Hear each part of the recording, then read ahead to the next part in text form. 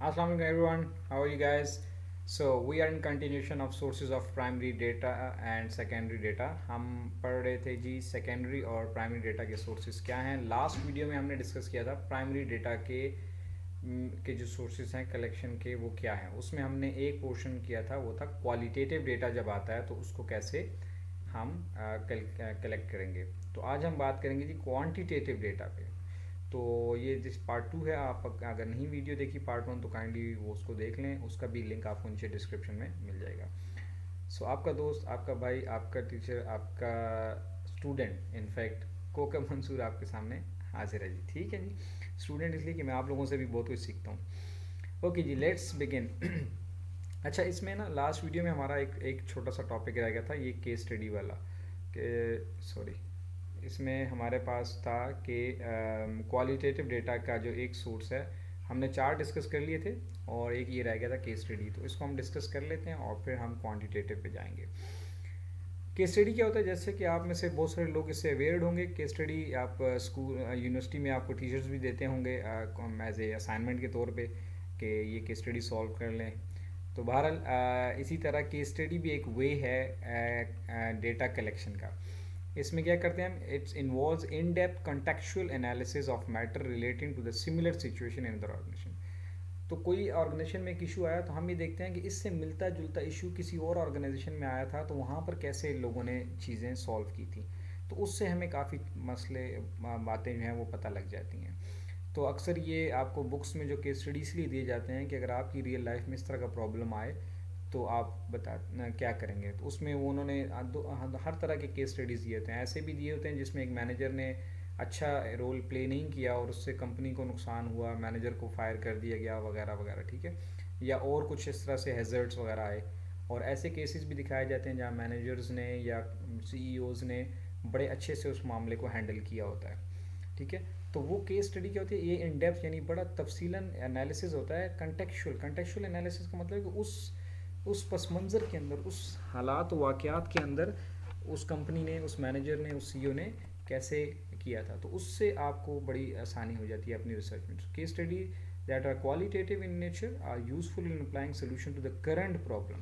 तो आप अपने प्रॉब्लम को, आपका जो रिसर्च इशू है, तो आप उसका रेफरेंस देते हैं जी फ़लाँ फ़लाँ टाइम पे इस तरह से फ़लाँ फ़लाँ कंपनी ने इस तरह से किया था. तो हम उसके रेफरेंस के तौर पे इस चीज़ को इस तरह से इम्प्लीमेंट कर रहे हैं या उसको थोड़ा सा कस्टमाइज़ करते हैं. तो बहरहाल case study is a method for collecting the qualitative data. ठीक है. प्राइमरी सोर्स होता है ये भी. अच्छा, अब हम आते हैं क्वांटिटेटिव की तरफ. क्वांटिटेटिव में इंटरव्यू मेथड. आप देखें, इंटरव्यू मेथड हमने पहले भी पढ़ लिया है.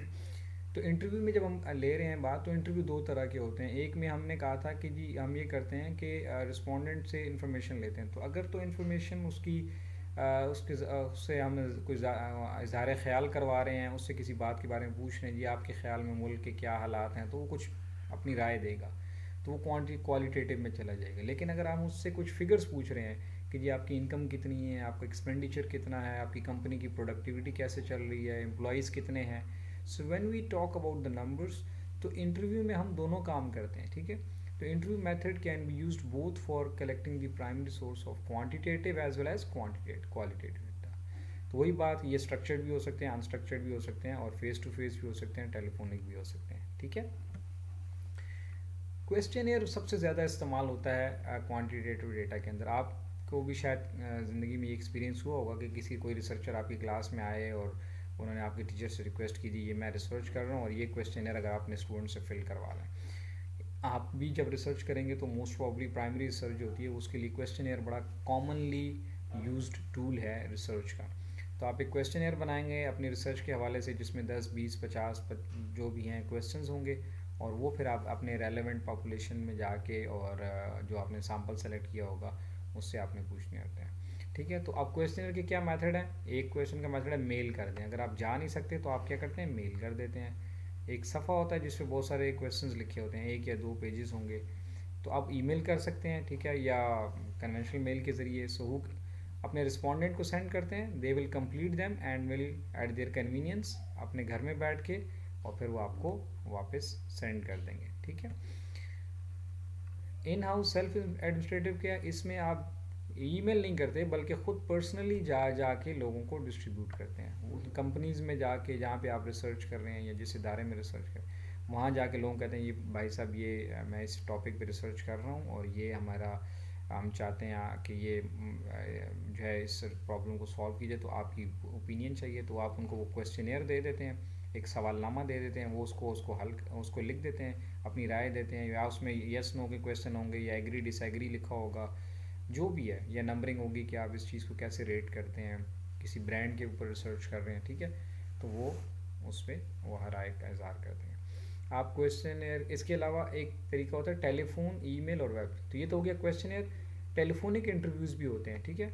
आप टेलीफोन किसी को कर सकते हैं, आप किसी को ईमेल करके भी डाटा कलेक्ट कर सकते हैं, और या उनकी वेबसाइट से भी डाटा ले सकते। So data can be collected through telephone, through fax तो खैर आजकल ख़त्म हो गए हैं, ईमेल है, and questionnaire can also be filled through web. आजकल आपने देखा होगा गूगल डॉक पे जो है वो लोग क्वेश्चनर बनाते हैं और आपको एक ईमेल कर देते हैं कि जी ये मेरा क्वेश्चनर है, ये मैं रिसर्च कर रहा हूँ। तो आप उसको जैसे ही क्लिक करते हैं तो ऑनलाइन एक क्वेश्चनर आपके सामने आ जाता है, तो आप उसको उधर ही फिल करके और बस सबमिट कर देते हैं, तो वो उस बंदे के पास क्वेश्चनर फिल्ड फॉर्म में चले जाता है। अब वो कन्वेंशनल मेल वाला कॉन्सेप्ट बड़ा कम हो गया।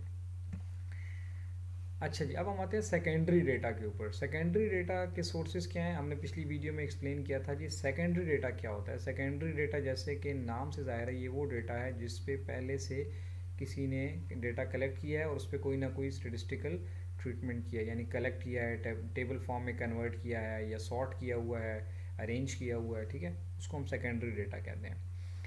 तो सेकेंडरी डेटा कैसे कलेक्ट होता है? ये दो तरीके से कलेक्ट, दो कैटेगरी हो सकते हैं इसकी, या इंटरनल सोर्स से ले सकते हैं या एक्सटर्नल सोर्स से। इंटरनल सोर्स ये है कि अगर आप कंपनी के अंदर ही हैं और आप कंपनी में ही रिसर्च कर रहे हैं अपनी ही कंपनी पे, तो फिर आपके पास बहुत सारे रिसोर्सेज हो सकते हैं, ठीक है। So inner sources incorporate data that exist and is stored in your own organisation या इन योर ऑर्गेनाइजेशन, ठीक है। वाइल एक्सटर्नल सोर्सेज जो हैं वो कंपनी से बाहर की, जब हम डेटा लेना हो, जैसे आप अगर किसी दूसरी कंपनी पर रिसर्च करेंगे तो आप गोया के एक्सटर्नल सोर्सेज को अप्लाई यूज़ कर सकते हैं, ठीक है। इंटरनल सोर्सेज क्या होंगे? उनकी प्रॉफिट एंड लॉस स्टेटमेंट है, बैलेंस शीट है, सेल्स फिगर्स है, इन्वेंट्री रिकॉर्ड है, वगैरह वगैरह, ठीक है।